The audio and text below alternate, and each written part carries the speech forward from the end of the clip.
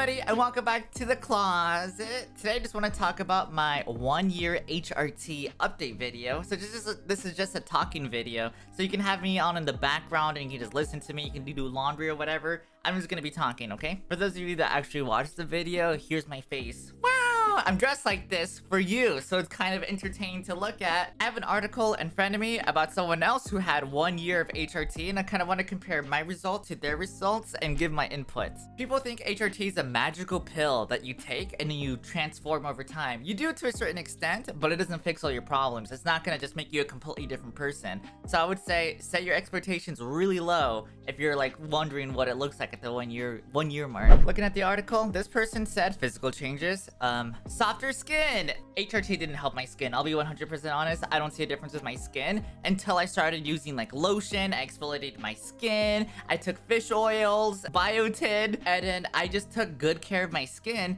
And over time, it got better. And I don't think that was because of the HRT. Because if I stopped my skin routine, I'm sure it'll go back to its normal, like, dry, gross feeling. So, skin for me didn't really change.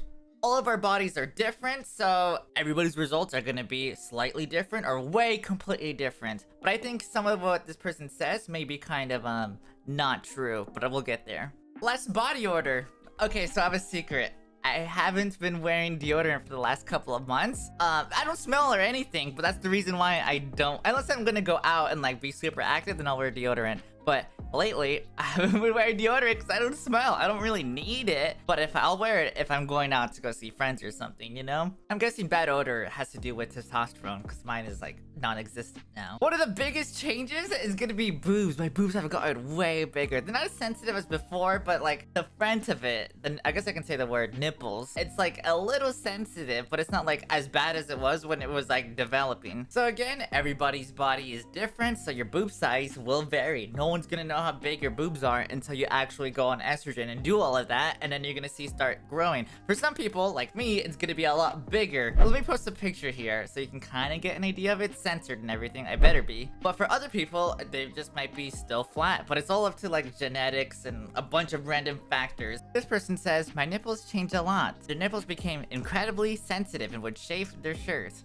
I say yes, but I think that's with everybody. Nobody likes their nipples chafing on anything. I think everybody kind of has that problem. If you don't, you're really lucky. You're one of the few ones, but like, I think it's a little common. Like the first 3 months, or like the first 3 to 6 months of HRT, when your boobs are actually developing, the nipples were in like the boob area was like very, very sensitive. And there used to be like little lumps underneath the nipples that like terrified me. But not like the lumps are completely gone. It's just like soft tissue now. This person says more brittle fingernails. I haven't noticed anything with my fingernails. Maybe hair is like thinner and that's like the same material that nails are made out of or something. So I guess that kind of makes sense. I can't even imagine having brittle like fingernails. Like if they just like crumble, like scabby fingernails. I hope this person is okay. That's probably like a vitamin deficiency right there if it's that like crumbly. They said, my face changed a lot. And then they think their eyeballs have gotten bigger. I'm laughing because like your eyeballs are gonna get bigger. Come on, come on. And then they have like a picture of themselves before and after. Like one picture is like far away and the other picture is from like a downward angle and it's a lot closer. And you're like, my eyeballs look bigger. Maybe the fat around your face changed, but like they're not going to be bigger. They're also wearing makeup on the like second picture where there's like, they're bigger. So it's gonna make your eyes look bigger. Like if I show you my eyeballs, they probably look huge because of my contacts and my eyeliner.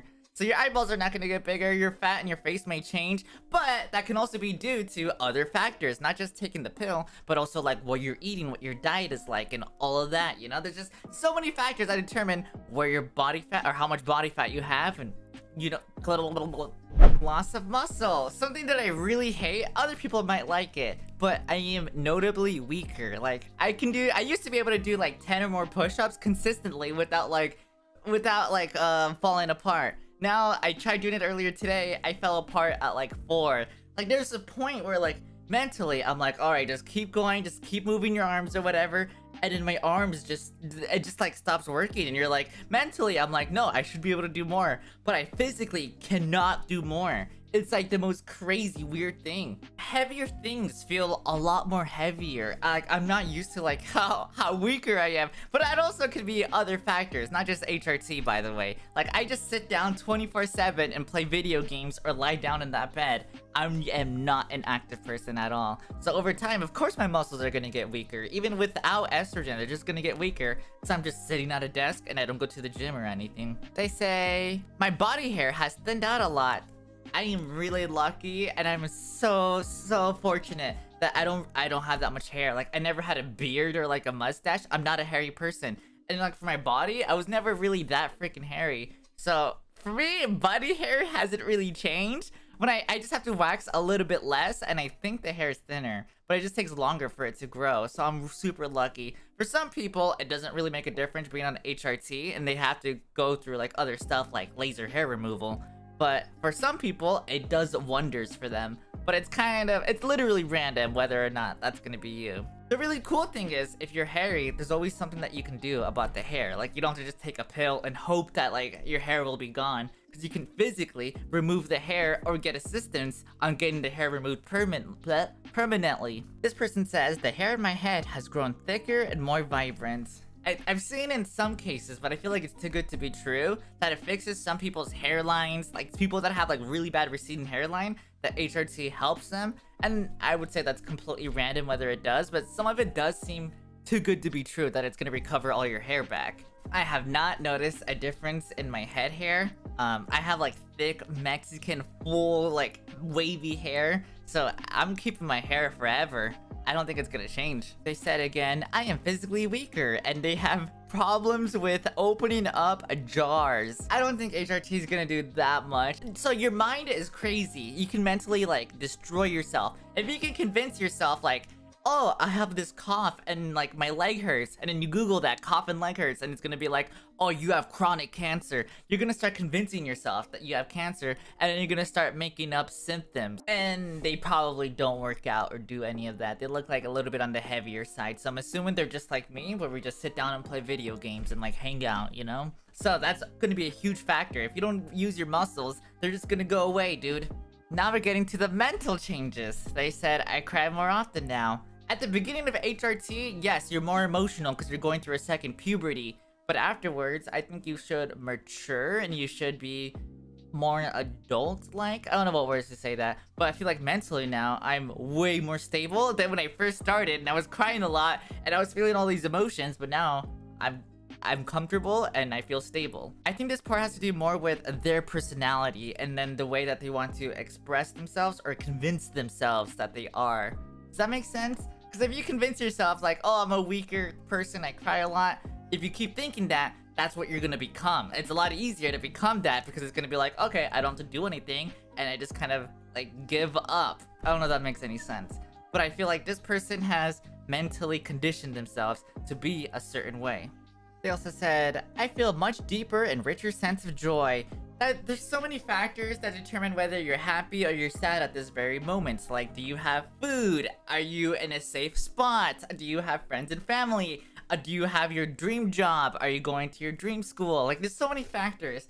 I don't want to say, like, you just took this happy pill and now you're happy. That doesn't really exist unless you're talking about, like, LSD or something crazy. Before HRT, I will say, like, emotionally, I was like, I don't give a fuck. But that's also because you're also very, very depressed. And then after, or when you're, like, on HRT and you're making progress in your life, you feel 100 times more better. But there's so many factors that go on that determine whether you're happy or not. So this person giving HRT all the credit in the world, I think is wrong and stupid. So I think this is really interesting. They said, am I trans enough? Doubts lessened considerably. I don't want to sound like a hippie, but I'm gonna say it's because they've been working on themselves internally. Just because I buy a Lamborghini, that's gonna make me happy temporarily. But at the end of the day, I'm still gonna be the same depressed person, you know? I hate the saying that money can't buy happiness, because like, that's true. Like a lot of my, it's not true. Sometimes it's true. That's why I hate this, because it's like a lot of my issues come with money, because it's like, oh, if I can just pay my bills, if I can just buy a new car, buy a new house, all my problems would be solved. But for most people, it would not solve their problems. They would still be the same depressed, lonely person. and they're just gonna be exactly the same. They gotta work on themselves mentally, and that's what this person did. They probably finally accepted who they are, and now they feel a lot more comfortable. I don't think it was a magical pill that they're like, oh, I'm magical now. That's gonna be a crazy mental topic, so I'm not gonna destroy my head. The next thing I want to talk about that they said was my palate changed, or their palate changed. That they're trying new foods and it's like, wow, everything's different. I don't know about that. I think you just slowly discover like, oh, I love sushi now. Sushi is good. Like over time, you're gonna discover new foods that you're like, oh, this is nice. I never thought I would like this because I've never tried it before. Or maybe I had a bad experience in the past and this is a good experience and it tastes good. I don't think your palate's gonna change. You're gonna be eating the same foods, or like your taste buds are gonna be the same. They also said, I am more comfortable of living in the moment. Again, this isn't because of HRT, this is because of your living situation and like what stresses you have going on and like relationships and like statuses of all that. I don't think that has to do with the magical pill, unless it's like actually like mind-inducing hallucinations and you're completely in a different location. I think this person's crazy. Another weird one is they said, I am an extrovert now? Question mark, question mark. They think they're an extrovert now because of HRT. I think you just get more comfortable with yourself, and as soon as that happens, you're more likely to express yourself. Does that make sense? And I think that's what they're going through. It's not like the pill changed the core of your personality. That'd be freaking weird. They said, I have a much better sense of what I'm passionate about. Well, when you're not depressed anymore, you're gonna like doing stuff more. I think that's what they're going through. Because before HRT, most of us can experience that like life sucks, everything sucks. What's the point of doing anything if it's all gonna be over? But as soon as you're on HRT and you're like transitioning and you're expressing yourself the way that you want to be expressed and like, all of the above. Once you do all of that, life just seems better and then you become more passionate. This person thinks HRT is the reason why. They said, I'm more mentally resilient and driven by safety and security. Again, that goes with the depression. You're no longer depressed and you're comfortable with yourself, so now you're kind of more out there, more confident with who you are. It's not just a magical pill. My anxiety levels dropped considerably, again, because you have confidence in yourself afterwards. After you work on yourself, you become more confident, and then you can put yourself out there a little bit more. I lose fewer days to brain fog. So this one I can relate to a lot. Like, pre-HRT, I felt like I was always in this brain fog, but I can associate that to be like depression. And then now that I'm happier, I guess the brain fog is gone. And I don't want to give all that credit to HRT like this person is doing. Or maybe there's some like neurotransmitter, something that actually like changes that. Maybe there is something like that. I don't know. I feel like too much credit is given to HRT here. Here's a really interesting concept that not a lot of people understand until they go through it, until they go through the whole thing. But they said, I've uncovered a part of myself that has been buried since adolescence. So since they're transitioning again, or since they're transitioning from male to female, they're missed out on a lot of stuff from their childhood. So they're reliving it now, but now they're kind of like speed running it. So they're gonna go through this really awkward cringe phase where they're gonna try stuff that they were not able to try when they were a child, and they're able to do it now. This is like a really cringy mental thing, but you just relive your childhood, or relive the childhood that you would have wanted, but as an adult, and it doesn't really work that way.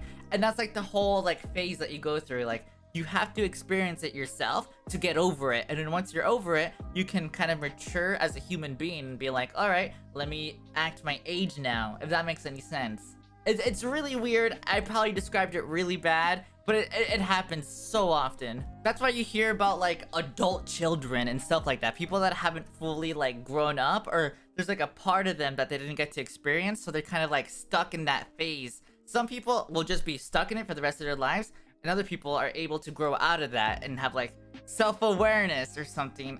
I don't know how to put it, but it's just this crazy thing. Sexual drive. I'm not gonna get too much in detail on the sex drive or whatever, but HRT does lessen the ability to be more happy. Does that make sense? Like, you're not gonna be in the mood as often as you used to be.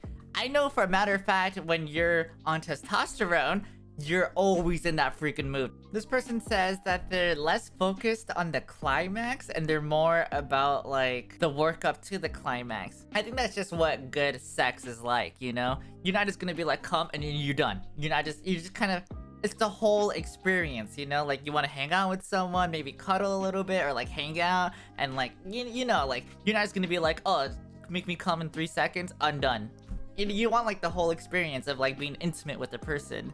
Does that make sense? They say, I have a stronger grip on my sexuality. Just to let you know, there's no pill that you can take that'll make you like boys or girls or anything in between. Like it's not gonna make you, it's not gonna change your sexuality. You're into what you're into. I kind of like to think about it as your taste buds. Some people like tomatoes, some people don't like tomatoes. I freaking hate tomatoes. It's just kind of the way that you're wired, you know? There's no pills that change your sexuality, but the way that you present yourself, you may want to try different experiences. Hence, you might be like, oh, maybe I like guys now after I transition or something. HRT is great and it helps, but a lot of your transition is going to be the choices that you make. Just because you take a pill, you're not going to transform. You still have to do actions in order to look the way that you want to look or feel the way that you want to feel. It's not magical because it's you working on yourself. Chemically, stuff is going to be changing in your brain, but it's not going to be that crazy. If we didn't have a pill that crazy where you just transform, everybody would be taking it. If we can cure world ugliness with just one pill, everybody would be doing it. Or if you can cure depression with just a pill, then everybody would be doing it. But these are just kind of like tools to help you get to where you want to get. But there's a lot of steps in order to get there. It's not just do one thing and you're done. It's do all these things, it adds up, and then boom, now you're this. That's pretty much a really rough, random summary of my 1 year HRT updates. If you have any questions or any experiences, feel free to type it in the comments. I would love to see what you guys are going through or what questions you guys might have. I think it'd be super cool to see what's going on. But I guess that's pretty much it. Thank you for listening, and hope you guys have a wonderful day. Goodbye, everybody. Goodbye. Bye.